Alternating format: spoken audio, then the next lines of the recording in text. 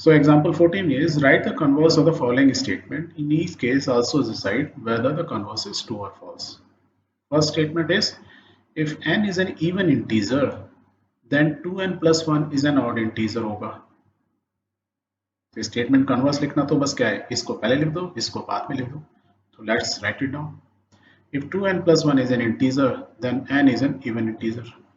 दोनों का मीनिंग तो सेम ही है, बस आगे पीछे हो गए, रिवर्स हो गए. टू एन प्लस वन क्या होगा, इज एन ऑड इंटीजर होगा जब एन एक इवन इंटीजर होगा. एन इवन इंटीजर होना चाहिए तो उसका हमेशा टू एन प्लस वन क्या आएगा, ऑटोमेटिकली ऑड होगा. इधर भी देखें तो यही लिखा हुआ है.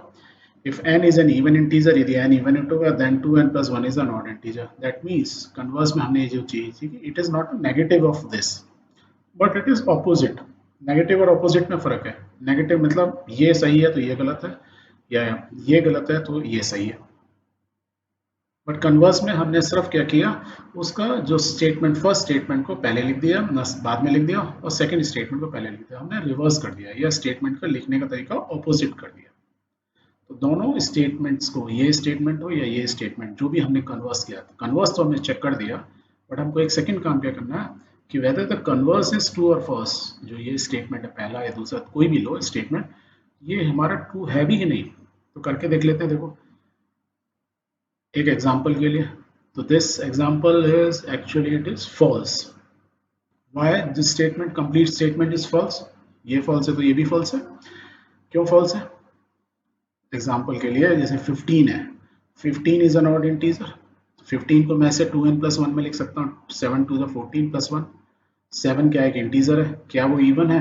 नो. क्या है 7? ऑड है. दैट मीन्स मैंने काउंटर एग्जांपल निकाल लिया इसका. तो 7 एक ऑड इंटीजर है, तो 2n प्लस 1 कोई जरूरी नहीं है फॉर एवरी इंटीजर. तो ये हमेशा ऑड ही हो इवन इंटीजर के लिए, जबकि 7 इज एन ऑड और 15 is also an odd, right. That is why this statement is false. जबकि पहले वाले में जो कन्वर्स है, पहले में देखो क्या लिखा था, n is an even integer. पहले कंडीशन में थी कि n पहले ही इवन इंटीजर है, तब 2n प्लस 1 ऑड होगा. तो n मान लो हम इवन ही लेते, 7 ले ही नहीं सकते थे, राइट. जो 7 ले नहीं सकते तो अपने आप ही ये 7 ले 8 लेते, 8 टू 16 प्लस 1 17 ऑड होता.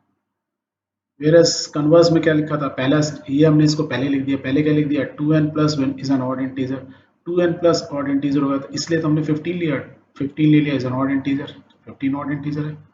और 2n प्लस 1 फॉर्म में, yes it is in 2n plus 1. तो उसने बोला जो n होगा वो क्या होगा, इंटीजर होगा. तो ये that means statement, left side statement जो हमने राइट साइड उसका कन्वर्स करके उसको रिवर्स किया, तो बहुत बार हो सकता है कि हमारी राइट साइड की स्टेटमेंट इज करेक्ट हो और लेफ्ट साइड की हमारी फॉल्स हो जाए, या vice versa.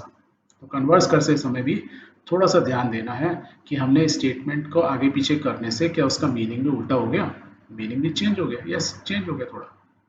Let's take one more example.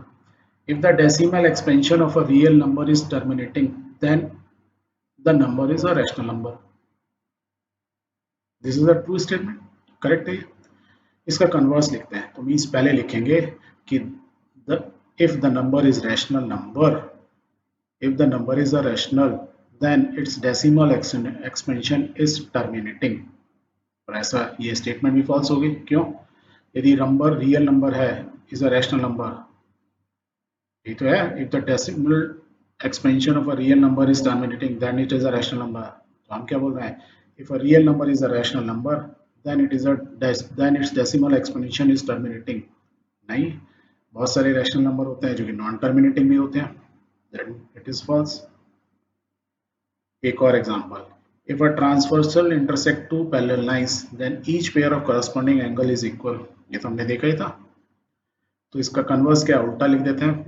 इसको पहले लिख देते हैं, if a transversal intersect two lines in such a way that each pair of corresponding angles are equal then two lines are parallel. This is true. तो इसका converse भी true हो गया. क्यों ट्रू हो गया, ये दो पैरेलल लाइन है, ये मेरी ट्रांसवर्सल है, ये करस्पॉन्डिंग एंगल्स ले लेते हैं. ये दोनों यदि सेम है तो लाइंस क्या होंगी, पैरेलल. दूसरे केस में हमने क्या किया, इफ अ ट्रांसवर्सल, पहले केस में देखो पढ़ते हैं, if the transversal cuts two parallel lines, ये टी ट्रांसफर करती है दो पैरेलल लाइन को, तो उसके जो करस्पॉन्डिंग एंगल बनते हैं दोनों इक्वल होते हैं. इधर क्या बोला कि यदि मेरे करस्पॉन्डिंग दो लाइन के पैरेलल लाइन के करस्पॉन्डिंग एंगल्स इक्वल हैं तो जो लाइन कट करती है वो उसकी ट्रांसवर्स होती है या दोनों लाइन पैरेलल होती हैं। If a transversal interacts two lines, दो लाइन को कट करती है और उसके pair of corresponding angles equal होते हैं, then the lines are parallel. ये हमारी एक थ्योरम भी थी। So it is true statement, means converse भी इसका ट्रू हो गया, दोनों ही ट्रू है। One more example, if each pair of opposite sides of a quadrilateral is equal, then the quadrilateral is a parallelogram. Converse क्या हुआ इसका? If a quadrilateral is a parallelogram, then each pair of its opposite sides is equal. बना लेते हैं। So this is a true. क्यों true है? ये देखो मेरा क्वाड्रिलेटर है ए बी सी डी और ये दूसरा क्या है? पैरेललोग्राम। अब देखो पढ़ो ध्यान से, पहले में if each pair of opposite sides of a quadrilateral, ये जो मेरा क्वाड्रिलेटरल है इक्वल है, then the quadrilateral is a parallelogram. यहाँ वाले में क्या लिखा है? If a quadrilateral is a parallelogram, ये क्वाड्रिलेटरल मेरा पैरेललोग्राम है, then each pair of opposite sides are equal. तो मैं कैसे ही बोल दूं कि मेरा वो क्वाड्रिलेटरल जो पैरेललोग्राम है उसकी साइड्स दोनों क्या होगी? इक्वल होती है। या वो क्वाड्रिलेटरल जो, यदि मेरा पहले ही पैरेललोग्राम है तो each pair of sides of quadrilateral, यदि वो क्वाड्रिलेटर जिसमें ऑपोजिट साइड इक्वल है वो पैरेललोग्राम है। तो कन्वर्स भी इसका दोनों केसेस में ट्रू है। If two triangles are congruent, दो ट्राइंगल्स कॉन्ग्रुएंट हैं, दैट मींस एग्जैक्टली सेम है, then their corresponding angles are equal, तो उनके करस्पॉन्डिंग एंगल्स इक्वल होते हैं। ये तो करेक्ट है। इसका कन्वर्स क्या देखें? If the corresponding angles in two triangles are equal, then they are congruent.